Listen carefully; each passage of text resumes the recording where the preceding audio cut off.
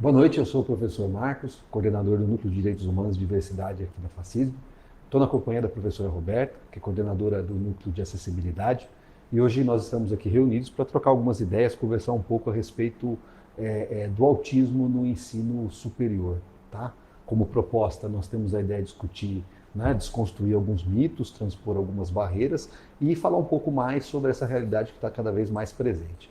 Falar sobre a presença da população autista, da população neurodiversa no ensino superior, é falar não apenas de um nicho específico, mas também é atuar no sentido de estender e garantir a educação como um direito fundamental a todas as pessoas, né?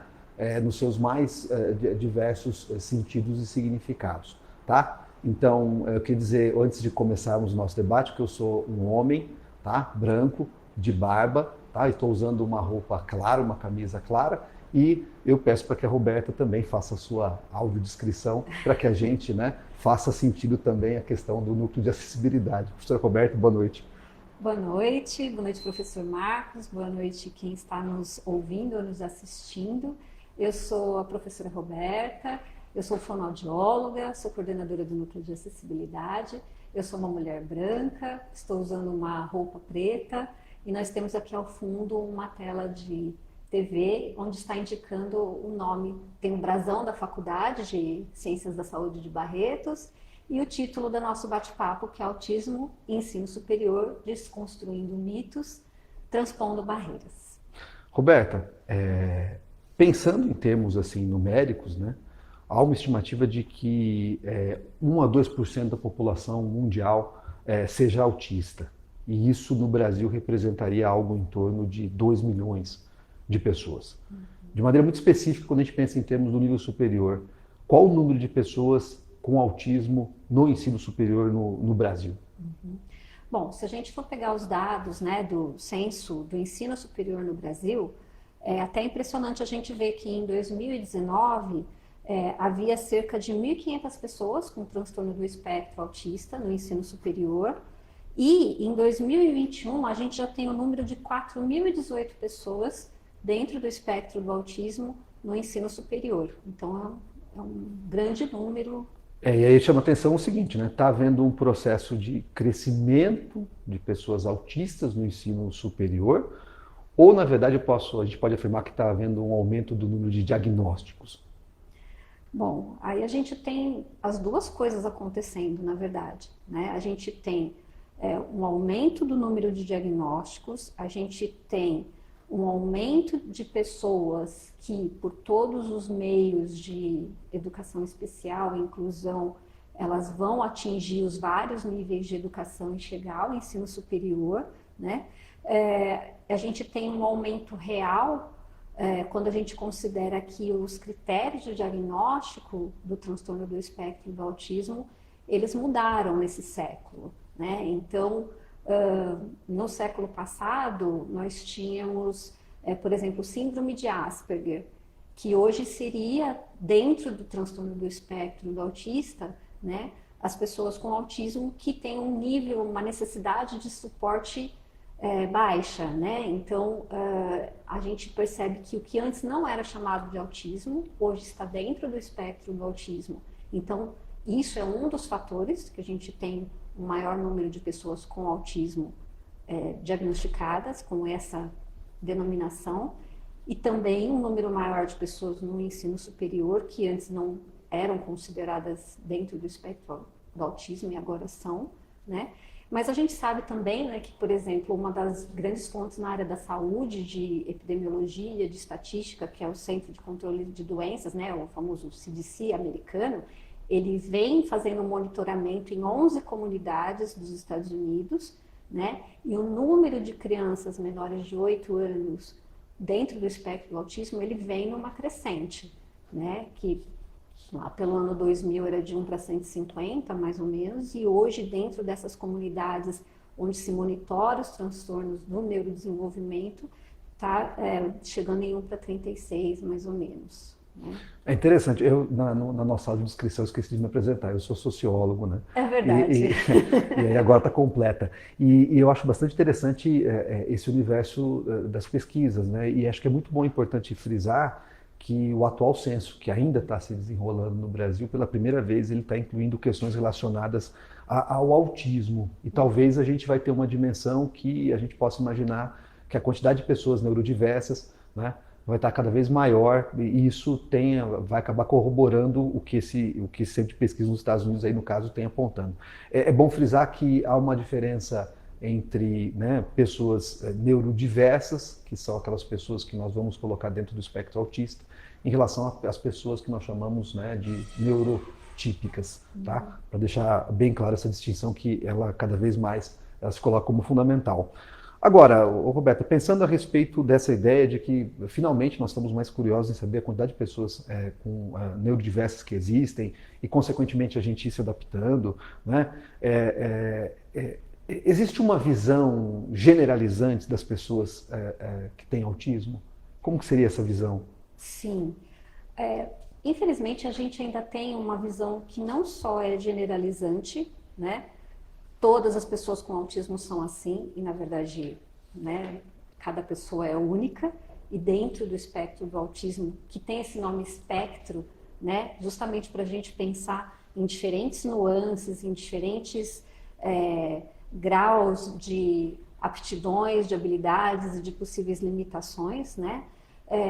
Mas a gente tem, além dessa grande diversidade, ainda um certo estigma, né? Então, de que o autismo é a pessoa que não se comunica e que vive num mundo isolado, né? Então, a gente precisa abrir, né? Ver a amplitude de pessoas que estão dentro do espectro do autismo. E uma outra visão muito comum que a gente ainda observa no senso comum são como se fosse dois polos. Então, ou as pessoas têm uma visão equivocada de que a pessoa com autismo ela é incapaz, né? Então, um capacitismo muito forte, né? A gente precisa prestar bastante atenção nisso. Isso, inclusive, leva a alguns comportamentos, algumas atitudes das pessoas até de infantilizar Sim. as pessoas com autismo, né? Que é uma visão bastante equivocada. Independente do nível de suporte que a pessoa com autismo tenha, se é um adulto, né? E há também aquela visão de que o autista ele pode ser um gênio com um hiperfoco total numa determinada área e que, na verdade, vai ser interessante, né, explorar tão somente essa área. Há essa visão também? Sim, sim. Há essa visão de, bom, se você é uma pessoa com autismo, né, então você tem algum grau de genialidade. Se nós formos pensar na população em geral, existem pessoas com altas habilidades e grandes expertises, né, em várias áreas, mas dizer que toda pessoa com autismo é gênio em alguma área também é um estereótipo, né? Também você acaba fazendo uma generalização. Então, a gente considerar que dentro do espectro do autismo nós temos diferentes aptidões e diferentes habilidades, e não necessariamente a genialidade e muito menos uma total incapacidade, faz com que a gente tenha flexibilidade para entender aquela pessoa única que está à nossa frente e que está no espectro autista. Sim. E aí quando a gente pensa no autista, né, na pessoa autista, que cada vez mais tem ampliado seu espaço nos bancos escolares, há uma percepção de que efetivamente eles têm que conviver com as pessoas ditas neurotípicas, etc. Né? E eu posso pensar que a única barreira, então, se os autistas, né, eles têm diferentes habilidades, é uma visão generalizante que se estabelece de que ou eles são gênios, ou eles são, né, incapazes, né, e efetivamente são infantilizados, etc. Né? Será que eu posso dizer que a barreira principal é o vestibular? Ou eu posso dizer que todas as pessoas com autismo podem cursar qualquer curso do nível superior? Bom, aí eu acho que é interessante eu devolver a pergunta para você, que também atua, além do ambiente universitário, também atua no ensino médio, né? Se você for pensar nas classes de estudantes do ensino médio, né? Você vai dizer todas as pessoas vão fazer o ensino superior e todas as pessoas podem fazer qualquer curso e podem ter qualquer profissão? Não, eu vejo que eu tenho, né, estudantes que claramente demonstram uma aptidão, né, para a área de ciências exatas, existem outros estudantes que têm uma aptidão para a área de ciências humanas, existem estudantes que têm aptidão para uma área das ciências biológicas, né, para vir fazer medicina conosco aqui, né, e existem alunos que, eu não vou dizer que não têm aptidão nenhuma, né, mas de repente tem outros tipos de habilidade para, na verdade, fazer outro tipo de atuação profissional e, na verdade, vão ser muito bem felizes e realizados em relação a isso. As aptidões são diferentes, né? As aptidões são muito diferentes, né? Então, se a gente pensar, né, na multiplicidade, na variedade, na diversidade que nós temos dentro do transtorno do espectro do autismo, nós também teremos pessoas que vão fazer ensino superior com diferentes habilidades para diferentes carreiras, né? E pessoas que têm aptidões que talvez a educação superior não seja o melhor caminho, né? E que vão também desenvolver essas habilidades, essas aptidões, esse profissionalismo dentro dessas outras questões. Eu acho que o importante aqui é que não venha do outro a imposição daquilo que a pessoa com autismo deve ou não fazer.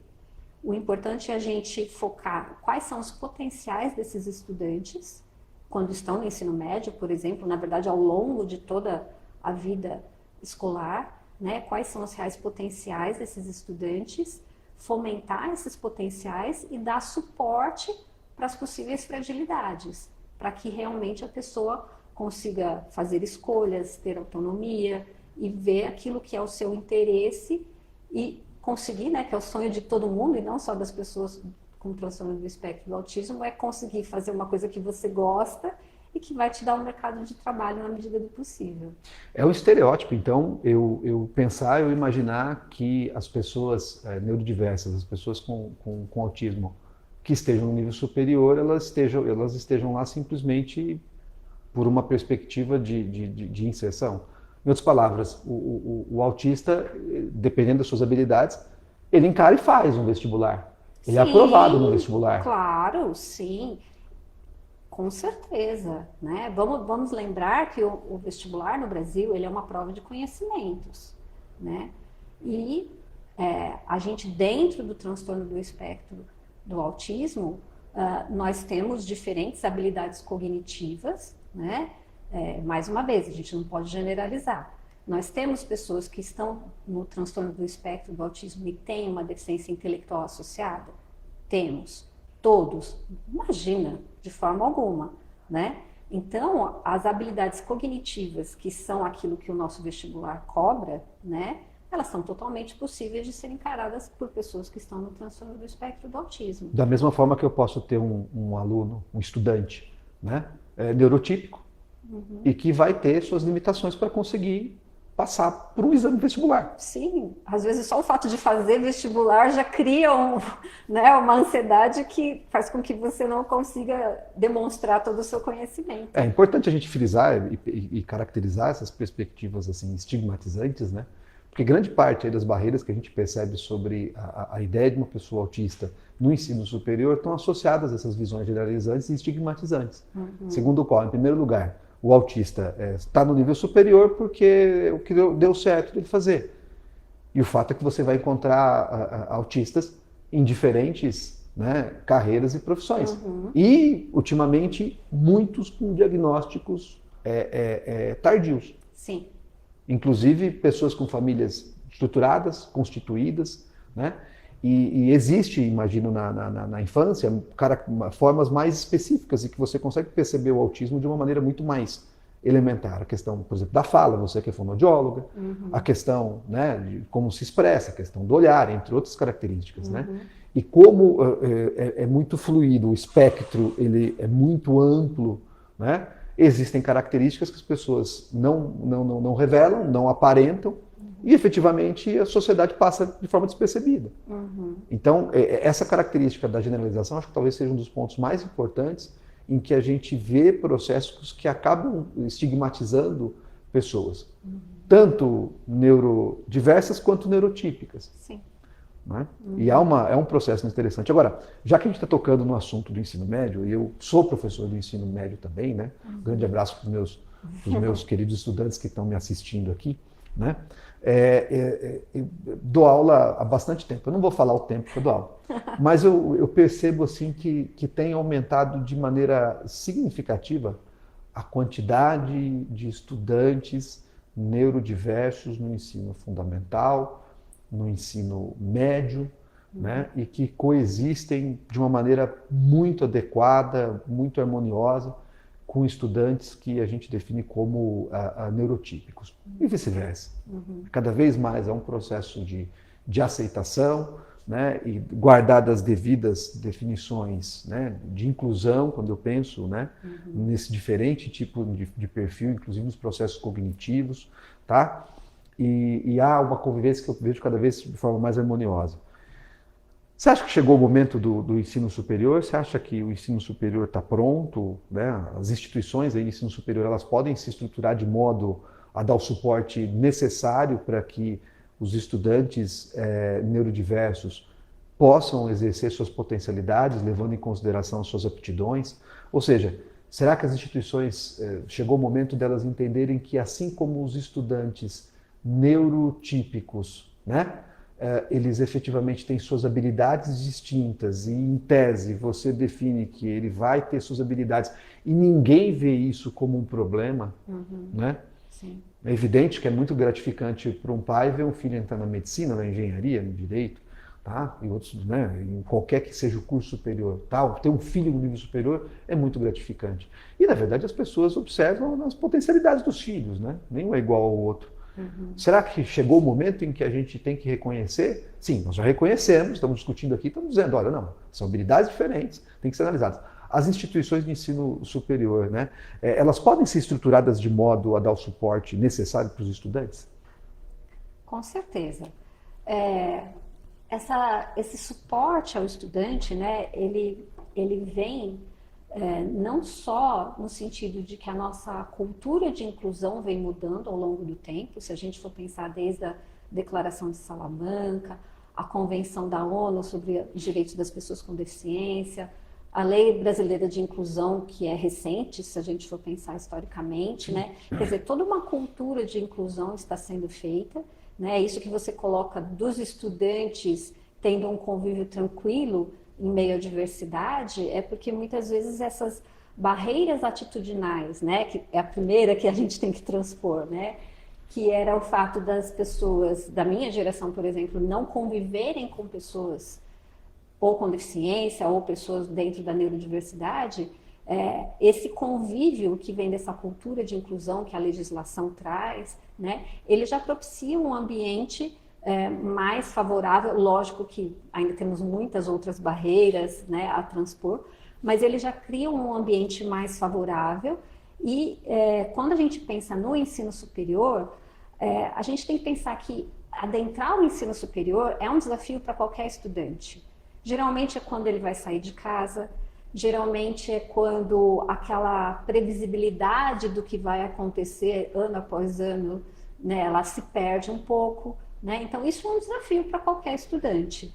E para o estudante que está né, dentro do espectro do autismo, né, essa quebra de previsibilidade, toda essa mudança, né, de rotina, de cenário, é um desafio, às vezes, até um pouco maior.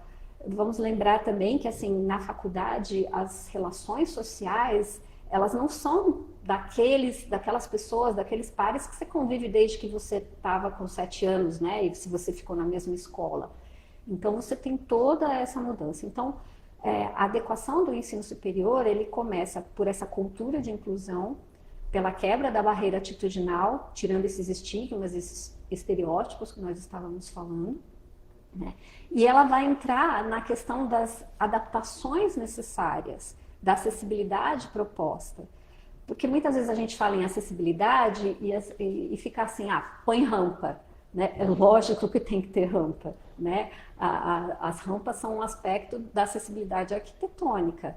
Na hora que você põe uma rampa, você está produzindo acessibilidade para pessoas com mobilidade reduzida, cadeirantes, quer dizer, você tem um escopo muito grande quando você fala na acessibilidade arquitetônica. Mas quando você está falando da pessoa dentro do espectro do autismo, não são tão coisas coisas tão universais, né? A gente precisa pensar nas adaptações individualizadas. A gente precisa pensar naquilo que aquele estudante precisa. E um ponto muito importante nesse aspecto é que a gente ouça as pessoas com autismo para saber quais são as necessidades delas, aquilo que individualmente cada um precisa,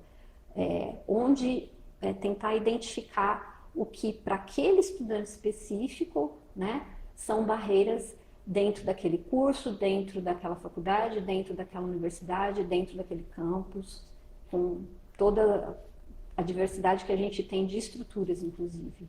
De novo, então a gente tem uma visão generalizante que diz o seguinte, a instituição ela vai se adaptar para receber pessoas com autismo, a gente tem uma visão de imaginar e entender que é um processo universal que eu tenho que fazer uma coisa para todo mundo. Não é assim. Diferente da gente fazer uma acessibilidade arquitetônica que se torna um processo que é universal. Eu vou fazer piso tátil. Ok, eu vou atender a toda a população, né, que tem dificuldade de enxergar, o que não enxerga.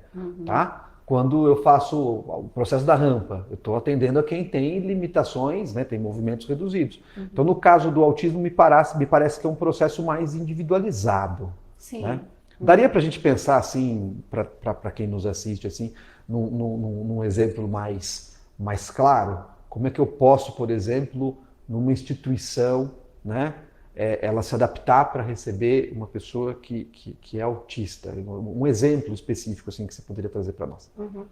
Eu acho que assim, o exemplo ele não tem pretensão nenhuma de esgotar o tema ou de ser generalizante, que Exato. É o que nós estamos dizendo. Tentando evitar as generalizações. Mas eu acho que ele serve para ilustrar, tá? Então, se a gente for pensar, por exemplo, nós temos uma jovem estudante, né, dentro do transtorno do espectro do autismo, e vamos supor que em termos de comunicação social, né, ela não tenha grandes dificuldades, ela conseguiu ao longo da vida, né, embora nós saibamos que a comunicação social pode ser um dos pontos difíceis para a pessoa com autismo, vamos supor que essa estudante, a parte de comunicação social, ela conseguiu aí ao longo do tempo ter um bom manejo disso, tá? Mas ela pode ter, por exemplo, uma hipersensibilidade, ou visual ou auditiva. Então, a gente vai ter que pensar que para essa estudante, a gente vai ter que pensar, será que aquela lâmpada piscando, né, é um fator de estresse e um elemento que está prejudicando o aproveitamento dela na sala de aula? É uma lâmpada piscando, mas para aquela pessoa, se você não trocar essa lâmpada, você não está fornecendo acessibilidade, né? Vamos pensar que o ruído seja um elemento, né, de estresse. Né? Então, a gente tem que pensar o ambiente acústico da faculdade, como que é? Quais são as salas onde essa pessoa vai ter as atividades? Como que a gente pode driblar o ruído do ambiente? É o ruído de equipamentos? É o ruído de aglomeração? Né? Aí fala assim, mas como é que a gente vai fazer? A faculdade tem um monte de gente. Claro, mas vamos pensar nas atividades onde essa estudante vai estar inserida, pensando no processo ensino-aprendizagem, o que eu posso fazer para que o ruído da aglomeração não seja um fator que impeça o aproveitamento dela na situação. São salas menores, em situações realmente muito incontroláveis, a gente fornecer um abafador de ruído, né? Então, todas essas pequenas adaptações podem fazer o diferencial entre a pessoa continuar na faculdade, porque a gente falou do vestibular. O vestibular é só uma primeira porta, vamos dizer assim, né? O objetivo de toda a parte, quando a gente pensa nas pessoas com transtorno do espectro do autismo e outras pessoas que têm outras condições ou pessoas com deficiência, não basta você entrar, você tem que permanecer e, se é aquilo que você deseja, concluir o curso. Sim. Né? Então, esse é um exemplo. E aí entra mais uma vez a questão atitudinal. Às vezes a pessoa, para que ela consiga focar a atenção naquilo que o professor está falando, ela precisa eliminar outros estímulos sensoriais. Então, se ela abaixar a cabeça na carteira e focar só na informação auditiva, isso vai trazer para ela um aproveitamento da aula. Só que se o professor não está ciente de que isso é uma adaptação... E chama a atenção dela para prestar atenção nele. Então aí você vai ter uma questão da atitude do professor que está prejudicando o processo de ensino-aprendizagem, que a adaptação que aquela aluna tem é esse movimento. Então esse é um exemplo simples, né, de como as questões sensoriais ela tem que ser vistas se isso for uma necessidade daquela pessoa. Por outro lado, a gente, né, começamos com o exemplo de alguém que não tem grandes dificuldades na comunicação social. Agora, se a comunicação social, né, for o ponto onde a pessoa precisa de maior suporte, nós vamos ter que pensar qual é o apoio que essa pessoa vai ter que ter em relação a essa comunicação social. Existe também um outro estereótipo de que as pessoas com autismo elas não querem se relacionar, né? E não tem contato visual, né? Aquelas visões assim, né, estigmatizantes de que não se socializa, é isolado. Isso, né? Então a gente tem que pensar. Uma coisa é eu querer o meu momento de paz, que todo mundo deseja, Sim. né? E outra coisa é o que esse contato visual que as pessoas esperam de mim causa. Então, às vezes, para a pessoa autista, esse contato visual ele pode soar invasivo, né? Então a gente tem que, por um lado, respeitar essa individualidade, entender que esse contato visual contínuo não agrega nada para a pessoa, né? E por outro lado, a gente saber essa habilidade de comunicação social, ela é importante dentro da profissão que ela vai querer exercer, né? Para que a gente possa fornecer apoio, suporte, para que ela desenvolva as habilidades sociais necessárias, às vezes dentro das competências que ela tem que ter na profissão. E o que é interessante é que as coisas que você está trazendo, elas na verdade se generalizam para qualquer curso Sim. de nível superior. Sim. E o que envolve muito é a postura de uma mudança de atitude, né? Uma acessibilidade atitudinal. Sim. Né? Do corpo docente, coordenação, independente do curso que a gente está pensando, né? Uhum. E que envolve diagnosticar a vontade, perceber a vontade daquele indivíduo, que também é diversa tanto quanto a vontade da pessoa neurotípica. Né? Isso, então, eu acho que talvez essa seja a principal barreira que a gente tem que desconstruir. Agora, nós estamos falando de maneira geral para todas as instituições, né? Para todas as áreas. Aí eu tenho que perguntar, não tem jeito. E o autismo e a medicina? O autismo e medicina, como que você percebe isso? Bom, na verdade, assim, como eu disse, né, hoje a questão, né, daquilo que se encontra dentro do espectro do autismo, né, pelas mudanças de critério diagnóstico, ele é muito mais amplo. Então, com certeza, ao longo da história, muitos médicos autistas se formaram, atuaram e estão aí, com certeza. Com certeza enfrentando muitas dificuldades, né, para atingir as expectativas dos outros que padronizam o que se espera das pessoas, né, sem a perspectiva de inclusão, de acessibilidade. Mas muitas vezes essas pessoas que ou não sabiam que eram autistas, ou sabiam, mas não expunham isso, muitas vezes essa não exposição era pelo medo do preconceito. Então, se eu me colocar como autista, eu vou enfrentar barreiras. Então, eu não vou expor essa situação, né? Isso, ao longo da história, é muito frequente. Então, a gente também tem outra situação muito frequente, que a pessoa, quando entra num curso superior da área de saúde, não só a medicina, né? Ela vai tendo conhecimento em saúde e às vezes ela se descobre dentro do espectro do autismo por estar estudando saúde, né? Então a gente também tem essa situação que pode acontecer, né? Então a medicina, a gente tem que pensar, né? Ela tem um vestibular muito difícil, mas como a gente disse, né? As pessoas com autismo, elas não são obrigadas a ser gênios, mas a gente tem pessoas com enormes capacidades cognitivas, vão passar no vestibular e vão se encontrar aí na faculdade. Então, o que é importante nessa situação? É a gente saber que essa pessoa está na faculdade e fornecer o suporte, o apoio necessário para ela. Se ela quer ou não expor a condição, isso também é algo individual, né? A gente não pode cobrar das pessoas que elas sejam ativistas, cada um vai ter seu modo de lidar com a sua condição, né? Mas a faculdade de medicina, sim, é lugar de autista também, com certeza. É onde eles quiserem estar. É onde eles quiserem estar. Acho muito importante isso, até porque na sociologia a gente fala muito que uma das principais formas de você resistir a processos de estigmatização, tradicionalmente, dentro das sociedades das mais diversas culturas, é você simplesmente esconder. E é fato que muitas famílias, ao longo do tempo, aprenderam a representar papéis, né? Uhum. Ensinaram os filhos a representar papéis que seriam socialmente aceitos, né? Sim. Né? E nós estamos numa sociedade que se busca e se pleiteia respeitar de fato os direitos humanos, respeitar os direitos humanos na sua diversidade, na multiplicidade das pessoas, de como elas são, do que elas podem ser, entre outras coisas.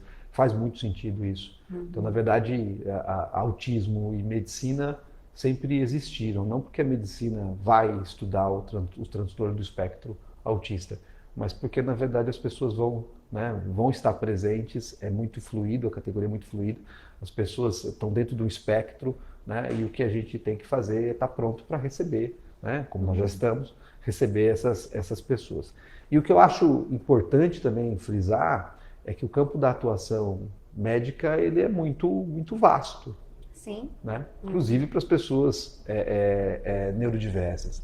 Né? E é interessante que se esse apoio e essas condições foram devidamente fomentadas, tá? A amplitude de possibilidades também vai se colocar. Uhum. Né? Não necessariamente todos os médicos que vão ser formados, eles vão ter que ter exatamente todas as mesmas habilidades, as mesmas competências, as mesmas características. É evidente que se exige uma formação, como se exige também daquela pessoa que vai cursar engenharia, que vai cursar ciências sociais, né?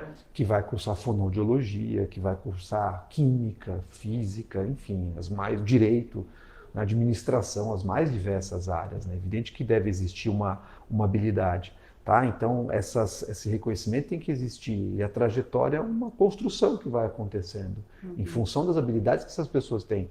O que não se pode é negar, né? Previamente. Você tem essa condição, então, efetivamente, você é um neurodiverso, então, como você é diverso, você não atende à tipicidade daquilo que tem que ser feito. Na verdade, a gente está, né? Se a gente faz isso, a gente está reforçando estereótipos, a gente está criando as barreiras, e as barreiras, na verdade, têm que ser transpostas. Roberta, já para a gente finalizar, né, para não tomar muito tempo de quem está nos ouvindo, né, qual a especificidade da FACISB na atenção com o estudante neurodiverso? Nós, enquanto instituição, identificamos isso constantemente, estamos abertos para receber? O que você entende como algo ideal? Tá. Eu acredito que assim, né, é realmente uma construção, até por conta de toda essa individualidade, né, que a gente está colocando, né, mas nós temos desde o momento onde a pessoa faz a matrícula, nós temos uma pergunta, né, se ela tem a necessidade de alguma acessibilidade, de algum suporte de necessidades especiais de educação. Não necessariamente específica para o autismo. Não, é uma pergunta que é ampla. Isso, né? Para qualquer questão de aprendizagem ou qualquer situação de deficiência.